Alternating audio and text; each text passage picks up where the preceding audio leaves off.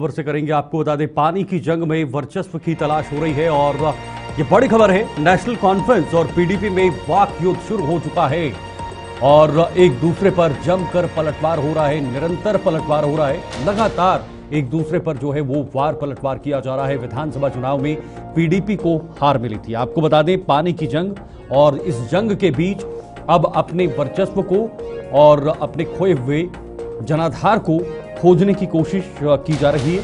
उसकी तलाश लगातार जारी है और यही वजह है कि एक दूसरे पर निरंतर वार पलटवार हो रहे हैं। विधानसभा चुनाव में पीडीपी को बड़ी हार मिली थी।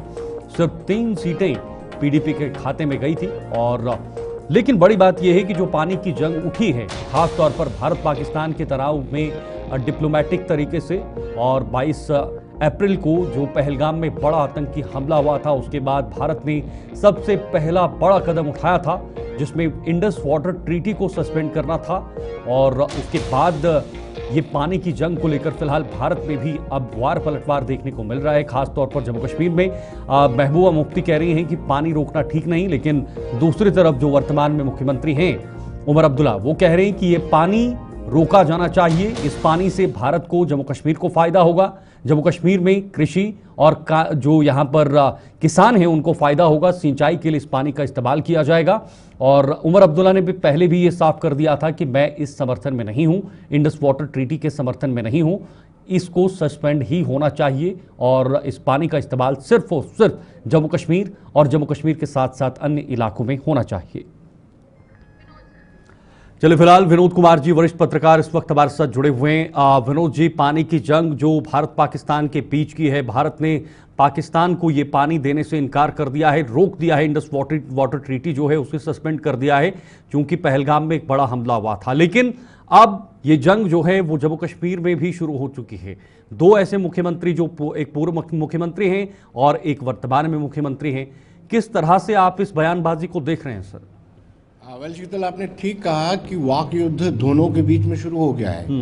ये सिर्फ पानी की जंग नहीं है, इन दोनों के बीच में अगर हम उमर अब्दुल्ला की बात करें, महबूबा मुफ्ती की बात करें, ये पानी की जंग नहीं है, अपने खोए हुए वर्चस्व की तलाश पीपल्स डेमोक्रेटिक पार्टी कर रही है। बिल्कुल, बिल्कुल। मुझे आज भी याद है शीतल, हाउस के अंदर महबूबा मुफ्ती ने कहा था कि हमें इंडस वाटर ट्रीटी से नुकसान हो रहा है जम्मू कश्मीर को। ओके। और उन्होंने कहा था कि सरकार को, केंद्र सरकार को हमें मुआवजा देना होगा, कंपनसेशन देना होगा जो इंडस वाटर ट्रीटी से जम्मू कश्मीर को नुकसान हो रहा है। इतना ही नहीं, उन्होंने ये भी कहा था कि एनएचपीसी के जितने भी प्रोजेक्ट हैं जिन्होंने अपना जो लागत है वो पूरी कर ली है, उन सभी को जम्मू कश्मीर के नाम कर दिया जाना चाहिए। आज क्या जरूरत पड़ी महबूबा मुफ्ती को, जब उमर अब्दुल्ला ये कह रहे हैं, पत्र लिख रहे हैं प्रधानमंत्री को कि तुलबुल बैराज परियोजना को शुरू किया जाए, तो मुझे नहीं लगता है कि ये पानी की जंग नहीं है, ना इंडस वाटर ट्रीटी से कोई लेना देना है, ना इनको सरोकार है कि तनावपूर्ण हालात बने हुए हैं। सिर्फ और सिर्फ ये है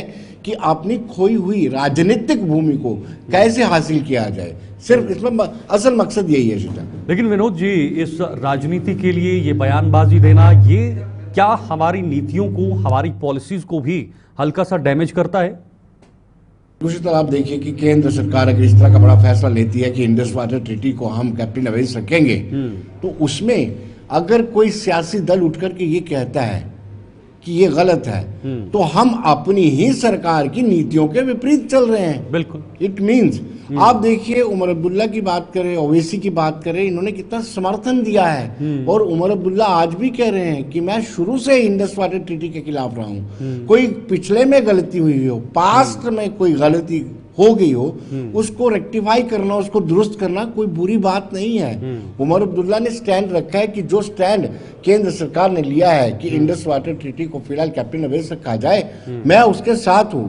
लेकिन महबूबा मुफ्ती का कहना है कि इस तरह से जो इस वक्त हालात बने हुए हैं, पानी को लेकर के कोई स्टेटमेंट या इंडस वाटर ट्रीटी को लेकर के कोई स्टेटमेंट नहीं देनी चाहिए। मुझे ये आधारहीन लगती है। जी, जब डिप्लोमैटिक चैनल पर कूटनीतिक नजरिए से अगर ये बड़ा फैसला केंद्र सरकार की तरफ से लिया गया है, तो फिर कुछ पार्टियों या कुछ नेताओं की तरफ से ये पाकिस्तान प्रेम को उजागर करना, ये क्या जताता है? और आखिर कब तक जो एक पोलराइजेशन की भू है, जो एक स्मेल आ रही है, वो कब तक चलेगी? खास तौर पर क्योंकि ये सीधा सीधा समझौता हो रहा है इन चीजों से।